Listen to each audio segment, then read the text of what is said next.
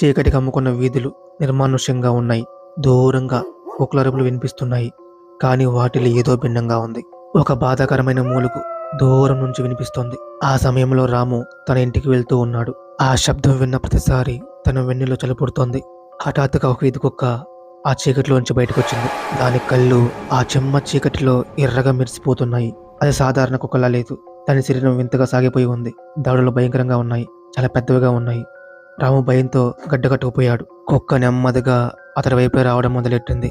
దాని అడుగులు స్పష్టంగా లేవు. వంకర టెంకరగా పడుతున్నాయి. అది కేవలం నడవడం లేదు, దేన్నో వెంటాడుతుంది. రాము పరిగెత్తడానికి ప్రయత్నించాడు. కానీ తన కాళ్ళు పనివేసుకుపోయాయి. కుక్క దగ్గరవుతున్న కొద్దీ దాని నోటి నుండి ఒక వింత గుసగుస వినిపించింది. అది కేవలం అరుపు కాదు, ఎవరో మాట్లాడుతున్నట్టుంది. కానీ ఆ మాటలు స్పష్టంగా లేవు, భయంకరంగా ఉన్నాయి. రాము కళ్ళు మూసుకున్నాడు. ఆ భయంకరమైన శబ్దం అతడి చెవుల్లో వినిపిస్తూనే ఉంది.